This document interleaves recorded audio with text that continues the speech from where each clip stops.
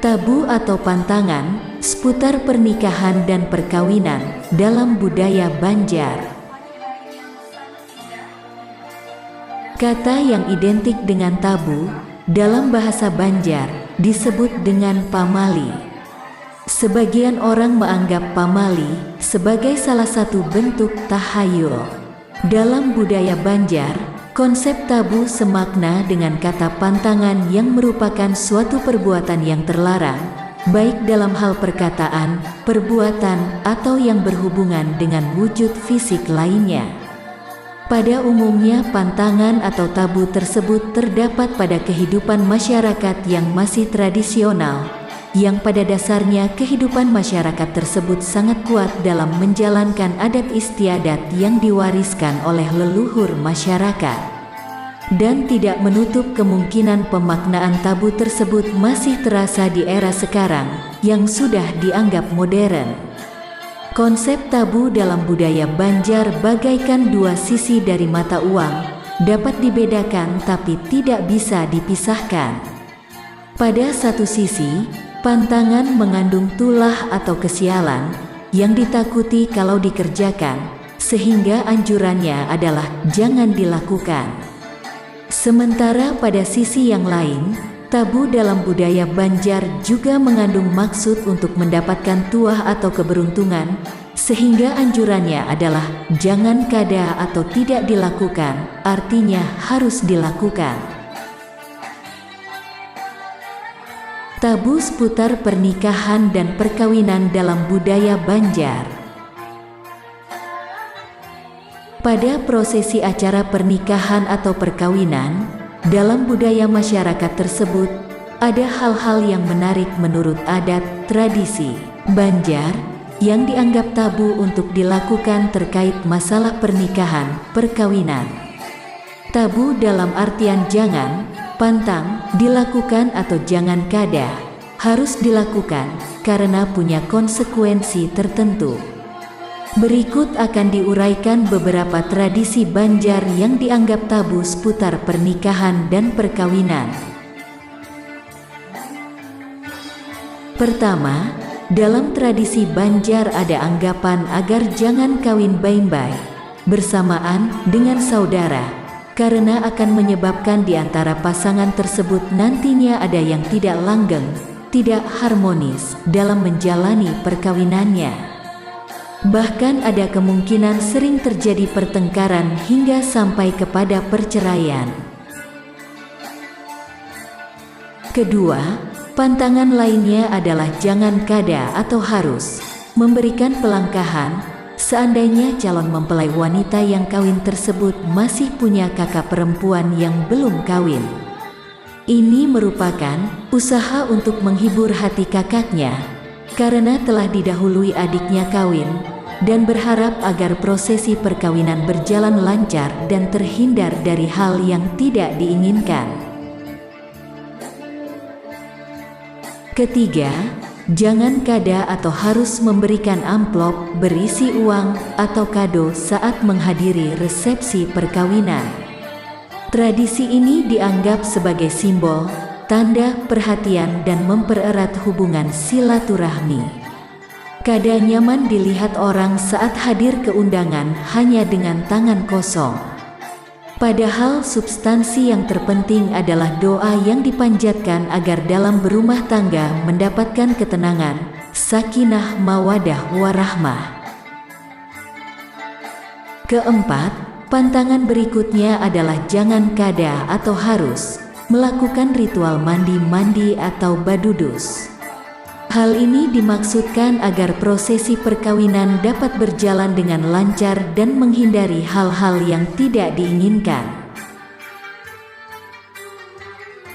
Kelima, demikian juga dengan pantangan agar jangan kada atau harus menyelenggarakan batamat, bahatam, Al-Quran agar mendapatkan keberkahan dalam kehidupan berumah tangga dari ritual membaca bahatam Al-Quran tersebut. Keenam, bagi seorang syarifah, maka haruslah seorang Habib yang menyuntingnya sebagai istri. Pantang bagi seorang syarifah untuk kawin dengan orang jaba, orang biasa. Sedangkan bagi seorang Habib boleh saja untuk kawin dengan yang selain syarifah. Posisi seorang Habib lebih fleksibel dalam memilih calon istri, sementara bagi seorang syarifah agak ketat dan terbatas dalam memilih calon suami. Tradisi perkawinan endogami pada komunitas Alawiyin di Martapura, Kabupaten Banjar, telah melarang para syarifah untuk kawin dengan laki-laki ahwal atau jabah. Dan itu sudah menjadi kebiasaan sejak nenek moyang mereka dahulu sampai sekarang dan tetap dilakukan. Adapun yang menjadi motivasi dari perkawinan endogami ini adalah untuk memelihara kesetaraan, kafaah, kemuliaan nasab, melestarikan nasab, dan memelihara hubungan kekerabatan. Adapun dampak akibat dari model perkawinan endogami pada komunitas Alawiyin di Martapura pada kehidupan sosial, yaitu banyak wanita syarifah yang tidak kawin. Kalaulah syarifah tersebut kawin dengan orang jabah, orang biasa, maka perkawinannya tidak dihadiri oleh keluarga dan dibedakan dalam hubungan keluarga. Sementara akibat pada kehidupan budaya yang mereka anut, yaitu hubungan nasab terputus kepada Rasulullah Muhammad Shallallahu Alaihi Wasallam, tidak berhak memakai gelar Habib atau syarifah karena nasab itu dihubungkan kepada ayah. Ketatnya tradisi kawin dalam komunitas Alawiyin ini merupakan penghormatan sekaligus beban berat yang harus dipikul bagi golongan Habib dan syarifah. Tentulah, kesetaraan yang diinginkan sebagai upaya untuk mempertahankan derajat sebagai ahli bait Nabi Shallallahu Alaihi Wasallam. Ketujuh, di antara tabu lainnya yaitu tentang prosesi perayaan perkawinan. Perayaan perkawinan yang biasanya diadakan meriah dan di siang hari, hanyalah untuk calon mempelai wanita yang masih perawan. Adapun yang sudah janda dilangsungkan secara sederhana dan biasanya akad nikahnya dilaksanakan pada malam hari. Tradisi seperti ini dianggap sebagai penghargaan dan rasa himung bagi seorang perawan. Sementara bagi seorang janda yang sudah pernah kawin, maka acara seremonial, berami-ramian, tidak dianggap sebagai hal yang luar biasa.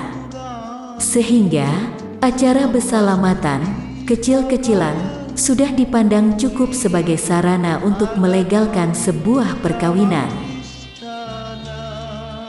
Kedelapan, tidak dianjurkan untuk melaksanakan pernikahan ketika diapit oleh dua khutbah hari raya, Idul Fitri dan Idul Adha, kecuali akad nikahnya dulu dilakukan sebelum Idul Fitri, baru kemudian perayaan perkawinannya dapat dilangsungkan setelahnya.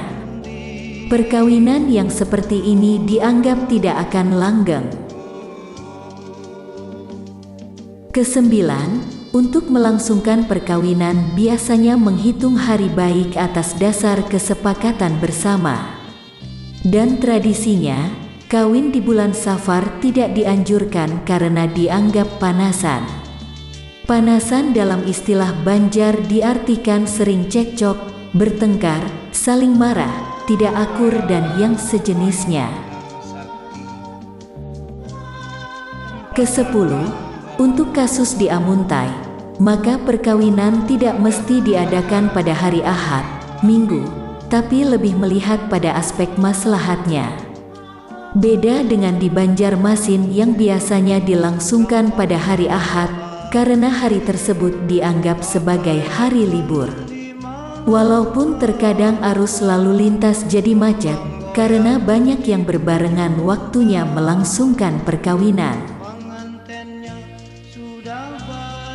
Ke-11, untuk wilayah Martapura dan Amuntai, perayaan perkawinan di sebagian wilayah masih gawi sebumi, gotong royong, pantang bagi mereka untuk mengeluarkan uang untuk membuat tenda, memasak makanan dan lain-lain. Lain halnya dengan di Banjarmasin, Di samping tempatnya yang terkadang memakai fasilitas gedung, bahkan ada yang di aula hotel, sehingga nuansa kebersamaan antara sesama warga sudah mulai tidak terlihat. Hampir semuanya dihargai dengan uang. Ke-12, di Amuntai dan Martapura usia perkawinan masih relatif muda, rata-rata sekitar 20 tahunan, bahkan ada yang lebih muda dari itu.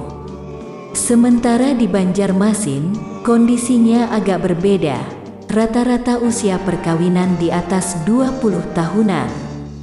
Boleh jadi untuk wilayah Amuntai dan Martapura, para orang tua mempelainya tidak begitu risau dengan pekerjaan anak-anaknya, masih bisa makan. Sementara di Banjarmasin, karena faktor sulitnya mencari pekerjaan sehingga menyebabkan usia untuk melangsungkan perkawinan jadi terlambat. Ada beberapa anggapan sebagian masyarakat di Martapura tentang pamali, sesuatu yang tabu untuk dilakukan bagi seorang gadis, perawan, dan akan mengakibatkan lambat kawin, yaitu mandi saat senja hari, duduk di muara lawang, muka pintu, dan memuruk tapi memakai sarung dari atas ke bawah. Ada anggapan di masyarakat Martapura bahwa jangan mandi saat senja hari bagi perawan, karena akan berakibat lambat belaki memperoleh jodoh. Keyakinan seperti ini memang kalau dipahami secara sepintas tidak ada hubungan secara langsung, tapi secara filosofis punya makna yang sangat dalam sekali. Menunda sesuatu itu tidak baik, termasuk dalam perkara mandi, sehingga kalau mandi kesanjaan menjadi kebiasaan, maka ada kemungkinan untuk perkara lainnya termasuk jodoh berakibat tertunda juga. Begitu juga dengan duduk di muara lawang, muka pintu. Perilaku seperti ini akan mengakibatkan lambat dapat jodoh. Untuk perkara ini memang sulit menjelaskannya dengan rasio, logika yang bersifat ilmiah. Antara sebab dan akibat tidak nyambung, tapi begitulah keyakinan sebagian masyarakat di sini.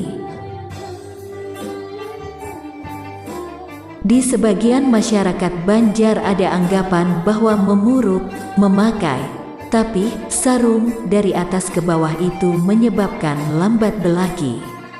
Boleh jadi kebiasaan memakai, tapi dengan cara yang lazim itu dimulai dari bawah ke atas, bukan sebaliknya. Dan kalau dibalik, maka akan terjadi hal yang sebaliknya. Maksudnya, ketika setiap orang ingin cepat kawin, maka ikutilah aturan lazim yang berlaku.